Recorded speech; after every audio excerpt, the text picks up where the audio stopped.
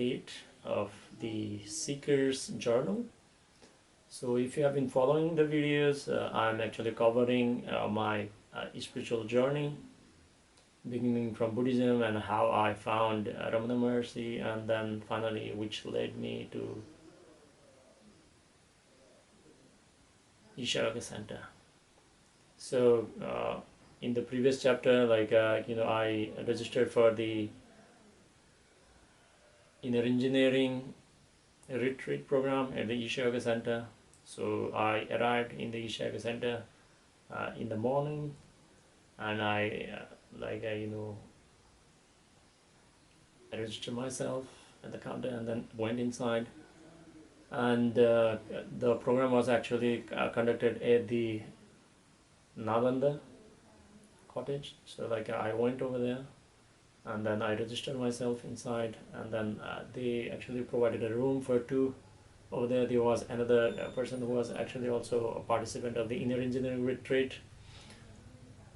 So before we move into this one, I actually during it were at the welcome point, I met one Anna at that time. The welcome point was just the opposite of where it is at the moment. There was a small house. So when I went over there, I met one foreigner Anna, from Europe. So I asked him, are you also here for inner engineering? He told me that he's here actually for the Bhavasvandana program, and he told me that his brother has already completed the Bhavasvandana. He completed his inner engineering in Europe, and he actually when I was speaking with him, he was speaking in terms of different aspect, which actually mind boggled me. Although I knew everything, I finally found someone who was actually living it. And it was after 2 years from my last visit, so I had came very close to Isha, and then I also stayed here a week, nearly a week at Isha 2 years back, but I was not initiated into inner engineering. So I thought that okay, even though I missed last time, at least I'm here now. So the program started, and the program was going on. They were providing the sattvic food, and most of the participant in our entire group of for the program were from the government organization. The organization actually funded them to come to the program. There were some of the people who came with a family also. So as the days passed by, there was a one day we are having the breakfast, and at that time the helicopter came, the Sadhguru's helicopter came, and everybody was excited, and then we just ran towards the Nalanda ground to see whether it was actually Sadhguru. The helicopter landed. We waited for a long time. I was still in tears, because some of the sessions has already touched me already, which actually took me a lot of time with whatever I was doing before that. So the helicopter landed, and a funny thing, Sadhguru was not there. It was just a pilot, and we went back to having a food. It was quite a fun, and there was a time that the Isha teacher actually asked me, and then asked everybody to come, and then why you wanted to do this program and everything. And I told them that I was a do-it-yourself seeker for a long time, because I didn't trust any of the gurus or anything initially. But I told them that this was my final chance. If this does not work, then I'm going back to my whatever people know as the normal life. I would stop seeking if it does not work. So that was how it was. And then after many days, it's a very beautiful program, the inner engineering retreat. If you can, it's best you do it at ashram, but there's no difference in terms of the initiation and program content, even if you are doing at the local center. So the day of the initiation came, and I'm not going to go into too much of the details here, just not to spoil to the people who are just have not been initiated. So we sat down, and then the initiation began, and I knew that like this is my do or die kind of situation. If it does not work, I knew like what I was going to do. So I was there like even ready to release my life, and I was like that at that moment of that time because I had nowhere to go. So the initiation began, and as the initiation was going through, like I had same experience that I actually had at the Ramana Maharshi ashram.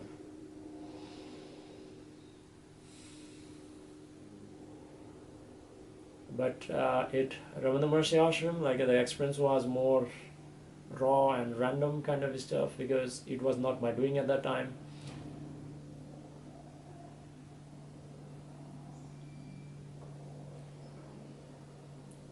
So I was just being available at the Ramana Maharshi, but at Ishaka Center during the initiation, whatever was happening with me was very uniform, and I knew that like just after that experience, I knew that like I have finally found what I was looking for.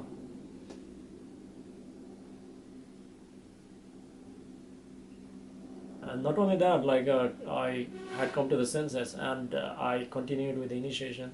Once the initiation completed, everybody was like very very silent. It was like a, what we call like a pin drop silent or dead silent or whatever you want to say. Just like the silence that happens in the night time, like even the bugs are not making any sound or noise. So we went outside again. Whatever I'm telling you, you should not take this as any measuring stick, or you should not compare. Different experiences happen owing to different situation, conditions, and different karmas and everything. So after that, we went to the chairs. And then we sat down, and this was the first time, I'm not going to go too much detail into this one. So we sat down on the chair, and then the volunteers started bringing the food over there. I was just like sitting there, legs uncrossed, hands on my lap, and I was just sitting over there. And finally, like the explosion took over, and I was shaking like continuously, like hell, for a long time. The tears coming out. Even I didn't had any cold or something. I started, my nose started running. I was literally crying. I didn't know why. The entire body was shaking from the root.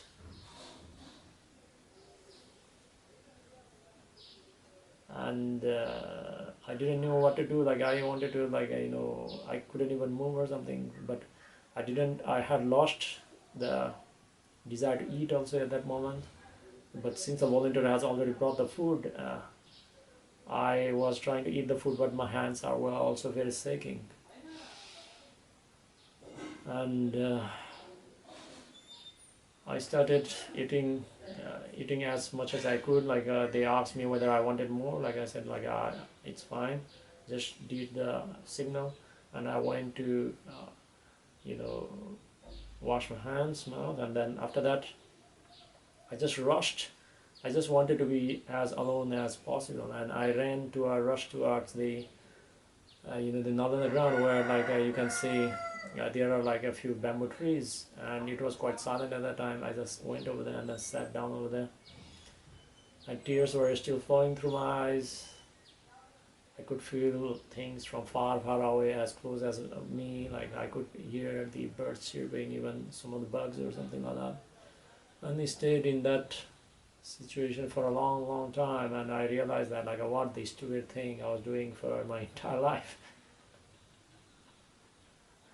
For the first time, even after having this spiritual experience, I was not actually had this kind of compulsion that certain thing, at least at that moment. It was more like a cleansing and everything. Can be Kundalini awakening also, possibly.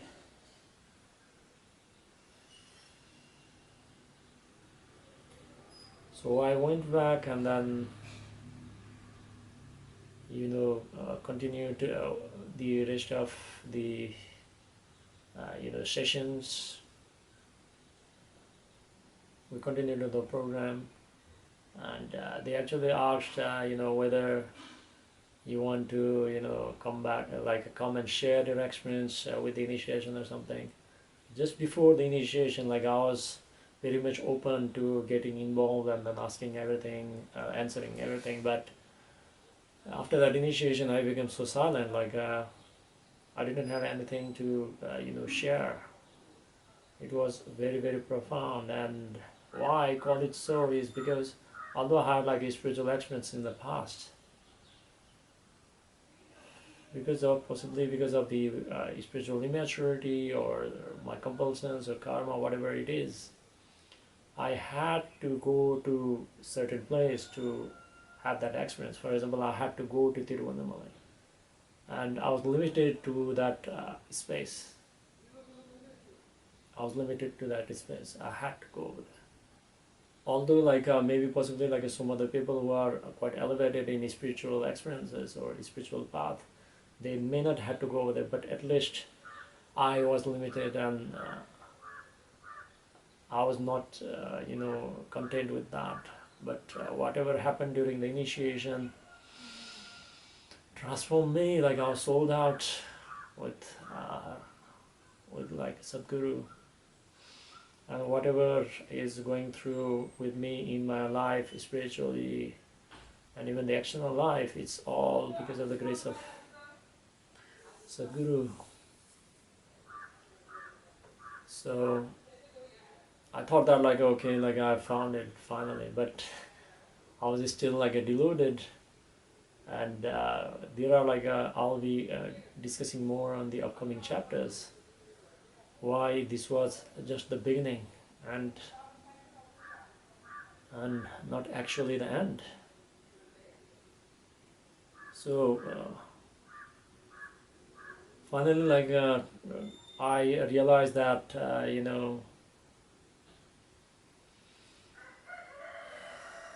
I didn't have to go anywhere. I was not limited to time and space. So whatever I was experiencing earlier, I could just experience by doing just the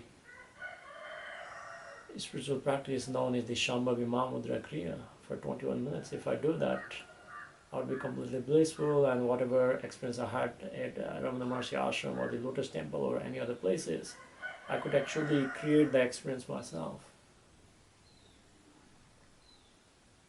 So this was quite a freedom for me. I was possibly in my experience I was in the next level, but still there was a lot of limitations left within me, because just for the spoilers alert, I was still thinking that it was my doing that experience now.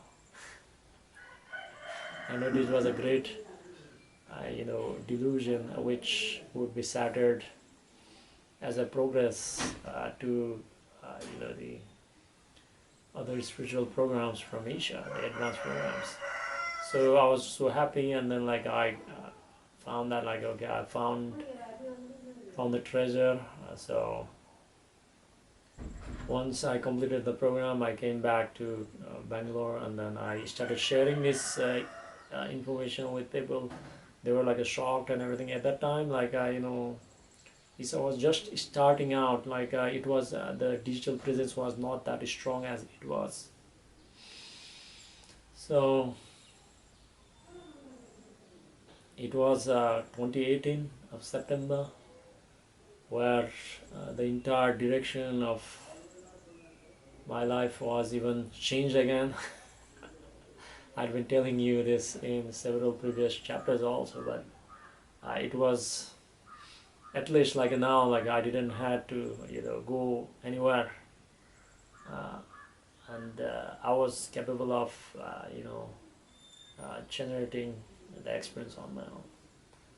I'll be seeing you in the next chapter as it unfolds.